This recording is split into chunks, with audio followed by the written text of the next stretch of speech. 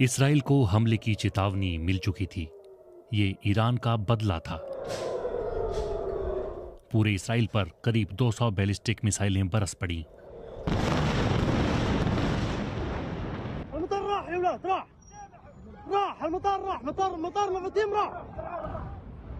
Oh god. Okay guys, we gotta get off the roof. These are coming down right next to us here.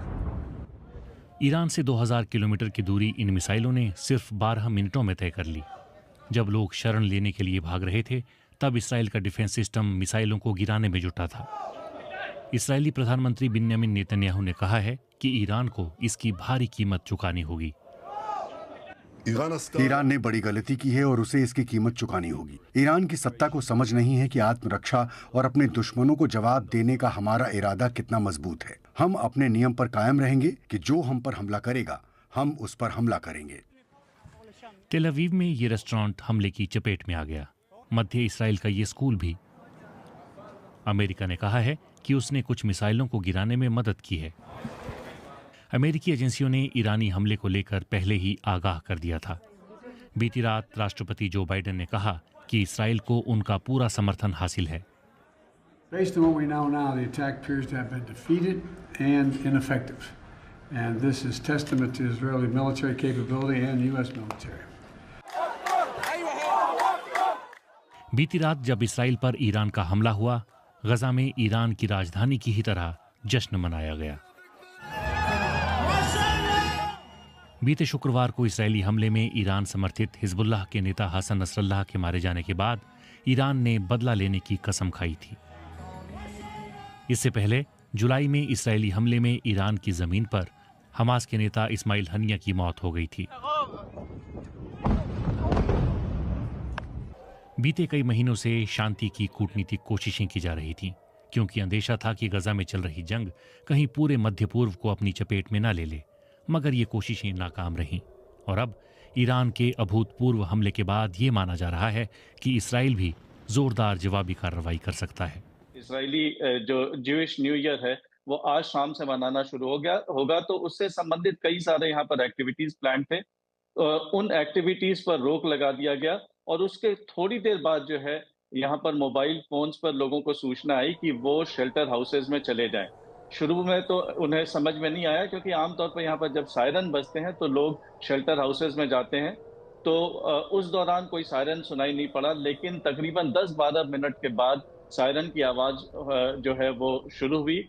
और यरूशलेम, जो कि जहाँ पर मैं हूँ अभी और यरूशलेम में मैं रहता हूँ, यहाँ पर इस तरह का जो है माजरा पहले कभी नहीं देखा गया। यहाँ पर जो है आमतौर पर कभी सायरन बजे भी तो एक आध बार बजे एक दो मिनट के लिए, और जेरूसलम पर कभी रॉकेट नहीं गिरे थे।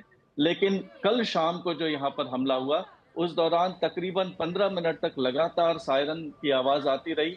लोग जो हैं वो काफी घबराए हुए नजर आए और लोग अपने अपने शेल्टर हाउसेज में चले गए थे।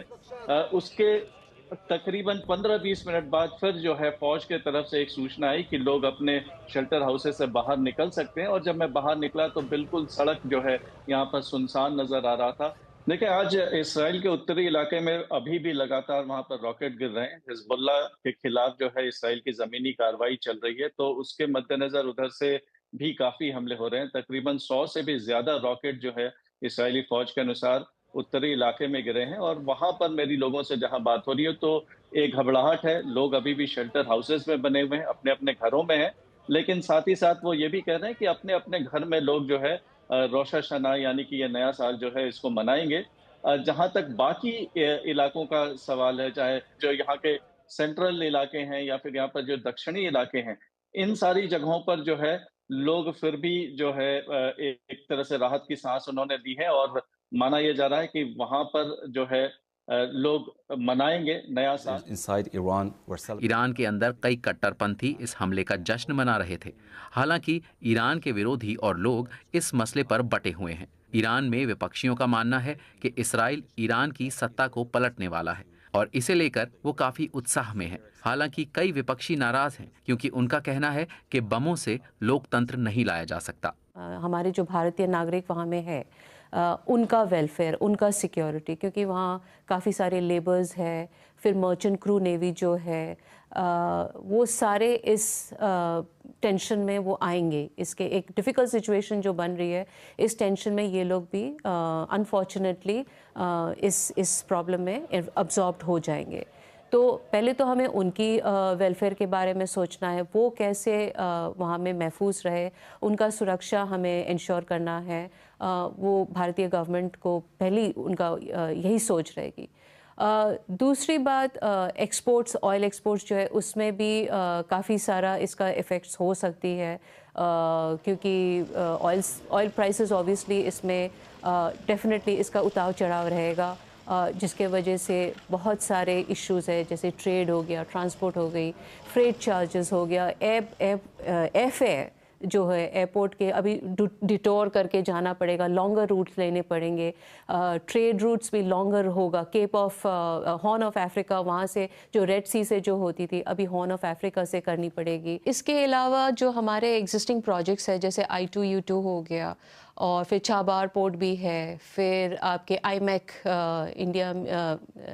India middle east economic corridor, ये सारे प्रोजेक्ट्स में भी, ये सारे बहुत इंपॉर्टेंट प्रोजेक्ट्स है, इसमें स्ट्रैटेजिक वैल्यू भी है हमारे।